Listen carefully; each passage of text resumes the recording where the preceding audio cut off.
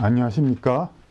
요즘 우리 사회에 많이 나오고 있는 이야기가 있습니다. 그 이념 대립이 극심하다. 각종 뭐 지역 대립, 세대 갈등 뭐 여러 가지 많지만 이념 대립이 심하다는 걱정들을 많이들 하십니다.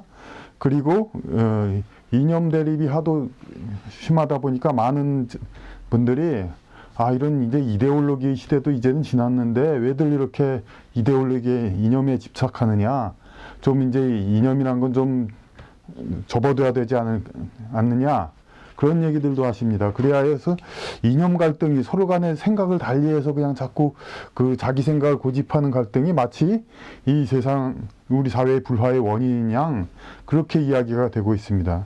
하지만 따지고 볼 때 그 이념이라는 것이 정말로 진짜 뭐 옛말에도 뭐 영어가 객지에서 고생한다는 말이 있듯이 이념이란 말이 정말 객지에서 고생하는 듯이 좀 억울한 것이라고 봅니다.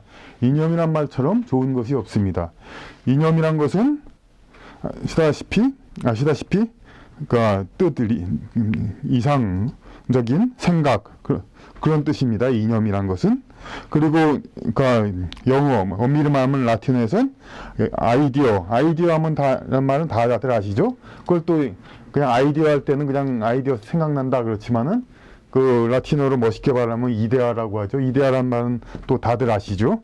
거기다 로고스, 그 로직, 그 모든 진리. 그러니까 그게 합성돼서 아이디올로지, 즉 이데올로기가 된 겁니다. 그러니까 그 이데올로기 하면 자꾸 이렇게 편벽 고루하고 그런 이제 완고한 사람들이 하는 말처럼 생각들을 하지만은 사실은 이데올로기, 즉 이념이란 것은 가장 이상적인 생각을 얘기하는 것입니다.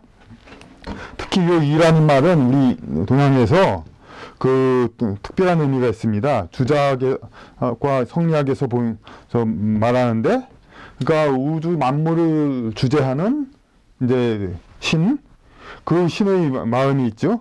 그 신은 그러니까 종교적으로는 하나님, 이렇게 다들 하나님이라고 다들 얘기를 하시죠.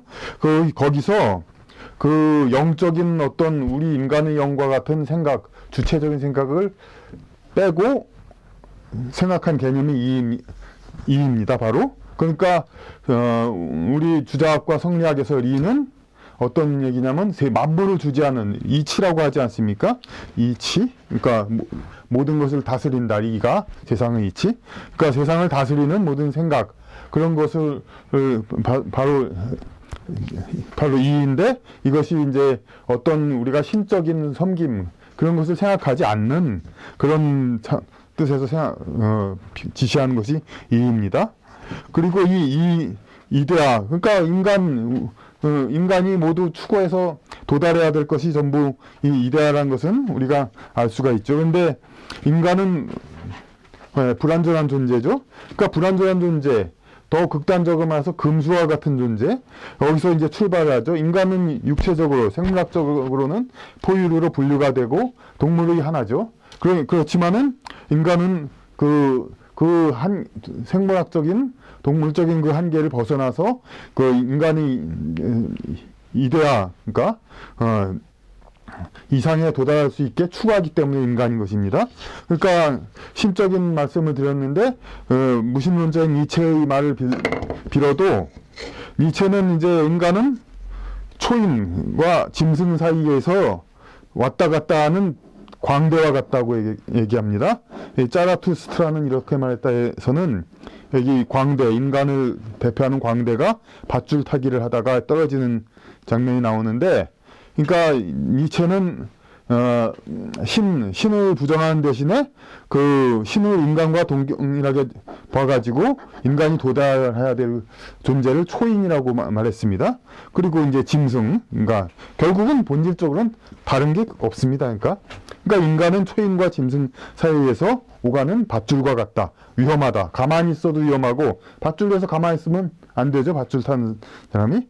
가는 것도 위험하고 오는 것도 위험하고 다 위험합니다. 그러니까 인간은 그 불완전한 존재다. 그러니까 어차피 인간은 노력을 계속해야 될 수밖에 없고, 금수와 같은 상태에서, 그러니까 신과 같은 이상적인 상태로 계속 올라가는 그런 존재일 수밖에 없는 것입니다. 그런데 이 인간이 발전 상태, 우리가 지금 여기서 어느 상황에 이르렀느냐, 이거는 우리 인간이, 우리 개개인 자신도 나 자신을 잘 모르겠다, 그렇게 말하지 않습니까? 그러니까 인간 자체도, 인간 사회 자체도 우리 인간 사회가 어느 정도까지 이렇게 도달했느냐, 이거 잘 알기 어렵습니다. 그러면 어느 정도 추정을 해야죠. 그럼 이게 우리가 이 정도 왔는데 그보다 덜 왔다고 판단하는 것이 더 안전한가? 더 왔다고 판단하는 것이 더 안전하고 바람직한가? 이런 겁니다. 이게 이렇게 말씀드리면 좀 추상적이죠. 그러면 우리가 인간 사회를 평가하는 게 이렇게 되어 있는데, 가령 한 아이를 두고 봅시다. 이게 중고생 정도, 중고생 같이 취급하죠. 교복을 입고 어차피 이렇게 다니니까. 그리고 이제 초등학생, 그러니까 대학생이나 성인이 있습니다. 자녀가 요 중고생이라고 칩시다. 실제로는. 그런데 이게 제일 좋은 거는 자녀가 중고생인 것을 알아서 부모가 중고생한테 맞는 그러한 이제 교육을 시키고 그러한 관리를 하는 것이 이상적이죠. 하지만 부모에 따라서는 다른 스타일이 있죠. 그러니까 자녀는 이미 중고생인데 자녀를 알기를 초등학생이나 유치원생으로 합니다. 그래가지고 학교 등교할 때마다 매일같이, 물론 차조심은 해야겠습니다만 매일같이 빨간불 조심하고 파란불 불러야 이제 길 건너라, 길 건너 갈 땐 아저씨 옆에서 손잡고 건너라, 그런 식으로 그러니까 중고등학생한테 매일같이 부모가 얘기한다고 합시다. 그러면 좀 과잉보호죠, 흔히 말하는. 그렇기도 하고, 또 반면에 또 중고등학생 나름대로 또 자기 나름대로 공부를 또 해야 되는데 뭐 뛰어놀아, 그리고 좀 어떤 이제 초등학생식의 무책임한 여러 가지 그런 행동을 하기도 하죠. 이제 그렇게 중고등학생은 상당수가 도서관 그런데 자습실에서 자기 스스로도 많이들 공부하죠. 근데 초등학생은 자기 스스로 공부하는 사람 별로 없습니다. 유치원생 이런데 중고등학생한테, 그러니까 물론 어느 정도는 또 필요합니다만은 공부하라는 것이, 그러니까 초등학생 얘기하듯이 그냥 매일같이 공부하라 그런 얘기를 또 한다면 그것도 역시 좀 피곤한 일이죠. 반면에 또 어느 또 너그러운 부모님은 중고등학생인데 아이를 대학생이나 성인으로 생각합니다. 그러면은 그냥 중고등학생 한참 공부를 하고 여러 가지 이렇게 해야 되는데, 자기 노력을 위해서 절제도 하고 그래야 되는데, 네가 책임질, 네 인생은 네가 책임질 것이니, 응? 나가서 친구들하고 술을 마시든 밤에 늦게 오든 난 상관 않겠다. 뭐 이성 친구를 사귀든 상관 않겠다. 좋은 부모죠. 하지만 이게 부모가 여행이 중고생 중에 극소수는 또 그래도 되는 사람이 있을지 모르지만은 대부분의 중고생은 이렇게 얘기하다가는 정말 한참 공부해야 될 시기에 중고생 시기를 그렇게 공부를 안 해가지고 오히려 이제 대학생이나 운전하는 성인이 되는데 지장이 될 수도 있죠. 그러니까 이런 경우가 이게 중고생은 중고생대로 딱 맞게 판단해야 되는 겁니다. 바로 이것이 우리 사회입니다. 우리 사회가 이 정도에 왔다는 것을 알아야 되는데, 이제 자식을 초등학생이나 유치원처럼 생각하는 부모는 이제 중요한 키포인트를 말씀드렸습니다. 바로 우파입니다. 예?